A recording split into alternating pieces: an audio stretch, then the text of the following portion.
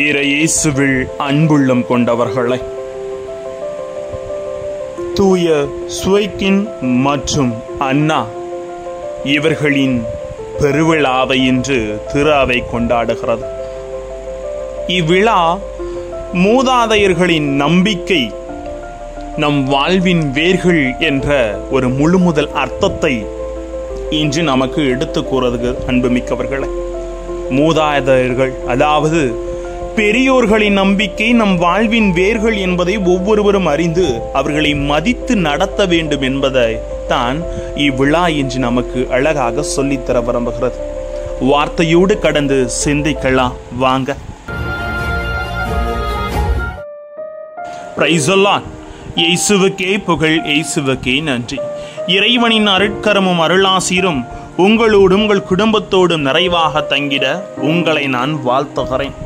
அன்பில் இனியவர்களே, அன்னை மரியாவின் பெற்றோரான புனித சுவைக்கின் அண்ணாம்மாளை பற்றி விவிலியத்தில் எதுவும் அதிகமாக சொல்லப்படவில்லை.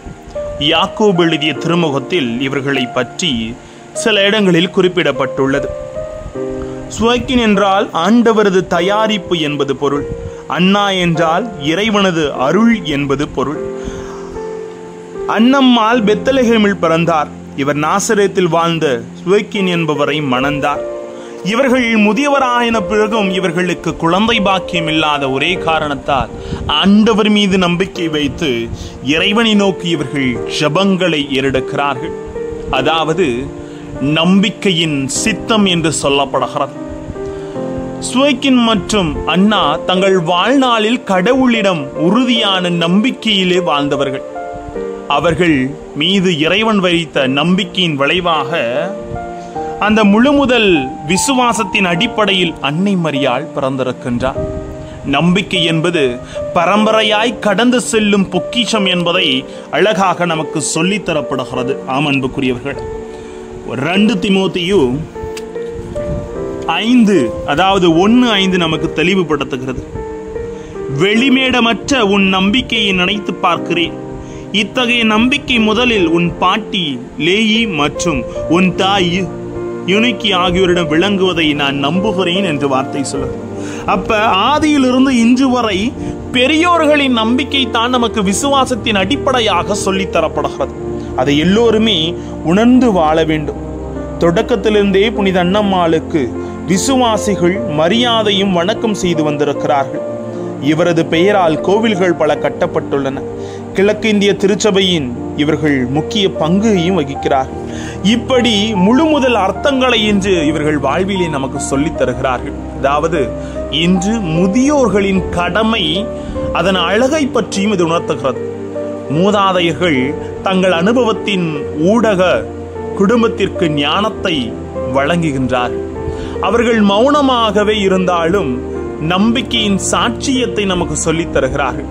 அவர்கள் வழிகாட்டுதலும் ஜபமும் குடும்பத்தின் புனித வாழ்வை கட்டமைக்கிறது. அதனாலதான் பெரியவங்களை மதிக்கணும்னு சொல்லுவாங்க.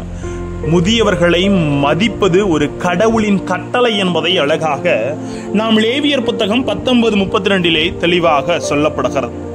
நரை திரண்டவருக்கு முன் எழுந்து நில், முதிர்ந்தவர் முகத்தை மதித்து நட, உன் கடவுளுக்கு அஞ்சி வாழ், நானே ஆண்டவர் என்பதை ஆண்டவர் நமக்கு சொல்லித் தருகிறார். நாம் முதியவர்களை மதிப்பது கடவுளை மதிப்பது போல் சமூகத்தில் நிறைய விஷயங்கள், அதாவது பழையோர் தேவையற்றவர்கள், அதாவது பழைய பீஸ்பா இவங்கெல்லாம் தேவையற்றவர்கள் சொல்ற ஒரு எண்ணத்தை திருத்த வேண்டும் அன்புக்குரியவர்கள். ஏனென்றால் இந்த இருவரும், இந்த கணவன் மனைவி இருவருமே சுத்தமான நம்பிக்கையின் சாட்சி. பொறுமை, ஜெபம், இறைவனுடைய நம்பிக்கையில் எதிர்நோக்கை பெற்றிருந்தவர்கள். அதனால்தான் மரியாவின் வாழ்க்கையின் வழியாக அவர்கள் நமக்கு முழு பாக்கியத்தை பெற்றுத் தருகிறார்கள் அன்பார்ந்தவர்கள். அப்ப மூதாதையர்கள், அதாவது பெரியவர்கள் முக்கியமா அப்படின்னு யோசி பார்க்கிற பொழுது அவர்கள் நம் வாழ்வின் வேர்கள் என்பதை நாம் ஒவ்வொருவருமே அறிந்து கொள்ள வேண்டும். ஒரு பள்ளிக்கூடத்துல, ஒரு ஸ்கூல்ல ஒரு கேள்வி கேட்கப்படுகிறது. ஒரு ஆசிரியர் கேட்கிறாங்க, உங்க வாழ்க்கையில் மிகப்பெரிய அறிவுரை சொல்லி தந்தவர்கள் யார் என்று கேட்ட பொழுது பல பிள்ளைகள் என்னுடைய அம்மா, என்னுடைய அப்பா என்று சொல்லுகிறார்கள். ஒரு சிறுமி மெதுவாக எழுந்து கூறுகிறார், என் பாட்டி. அவர் சொன்னது தயை இருக்கிற இடத்தில் தான் கடவுள் இருக்கிறார். இது எளிமையான வார்த்தை, ஆனால் பேரர்த்தம் கொண்டது. முதியோர்களின் வார்த்தைகளில் கடவுளின் ஞானமும் அன்பும் மறைந்திருக்கிறது என்பதை நாம் ஒருபோதும் மறந்துவிடக்கூடாது. ஆகவே தான் நமக்கு உணர்த்தப்படுகிறது. இன்றைய குடும்பங்களுக்கு ஒரு முழுமுதல் அழைப்பாகவே பெருவிழா இருக்கிறது. மூதாதையர்களை, முதியவர்களை புறக்கணிக்காமல் அவர்களை குடும்பத்தில் உள்ளடக்கவும், அவர்கள் அனுபவத்தை விலை மதிப்புக்குரிய ஒரு பொக்கிஷமாக எண்ணவும், அவர்களுடன் நேரத்தை செலவிட்டு நன்றியுடன் ஒருவர் இன்னொருவரை ஏற்றுக்கொண்டு வாழவுமே இப்பெருவிழா நம்மை அழைப்பு விடுக்கிறது. எல்லா காலங்களிலும் இறைவனின் திட்டத்திற்கு முழுமையாக நாம் ஒத்துழைக்க வேண்டும் என்றால் பெரியவர்களை மதிக்க வேண்டும். அன்பார்ந்தவர்களே, அழகாக ஒரு அர்த்தத்தை சொல்ல விரும்புகிறேன். கருவறையிலிருந்து ஒரு தாயானவள் இந்த உலகறைக்கு சுமந்து வருகிறார். இந்த உலகறையிலே அவனுக்கு தேவையான பல பட்டங்களையும் படிப்புகளையும் பட்டறைகளில் அமர வைத்து அவர்களை உயர்ந்த நிலையில் அலுவலங்களில் அமர்த்தி வைக்கிறார். அப்படி அமர்த்தி வைத்து அவன் பல பட்டங்களை பெற்று, அவன் பல பட்டறிவுகளை பெற்று வளர்ந்த பின்பு அவனை மணவரை என்ற இடத்தில் அமர்ந்த வைத்த பின்பு அவர்கள் பெற்றோர்களை முதியோர்களாக எண்ணி இருட்டறையிலே முதியோர் இல்லத்திலே தள்ளிவிடுகிறார்கள் பிள்ளைகள். எனவே நாம் அனைவரும் முழுமையை அறிந்து கொள்ள வேண்டும். அன்பார்ந்தவர்களே, வாழ்க்கையிலே எது நடந்தாலும் பெரியவர்களின் மதிப்புக்கு நாம் இடம் கொடுக்க வேண்டும். இன்று வீடு திரும்பும்போது உங்க பாட்டி, தாத்தா அல்லது குடும்ப முதியவர்களிடம் செல்லுங்கள். நீங்கள் எங்கள் வாழ்க்கையின் ஆசீர்வாதம், உங்கள் ஜெபம் எங்கள் பாதுகாப்பு என்பதை அவர்களுக்கு அறிக்கையிடுங்க. எப்பவுமே பெரியவர்கள் நமக்காக ஜெபித்து பரிந்துரையிலே ஈடுபடுவார்கள். எனவே முதியவர்களை கவனிக்க மறக்கும் போது இன்றைய உலகில் சுவக்கின் மற்றும் அண்ணா விழா நமக்கு விழிப்புணர்வை அளிக்கிறது. நம் குடும்ப முதியோர்களை பாராட்டுங்கள், அவர்களின் ஆசீர்வாதத்தை தேடுங்கள் என்பதை இறைவன் கற்றுத்தருகிறார். செய்வோம், ஆசிரிலே நாடுவோம்.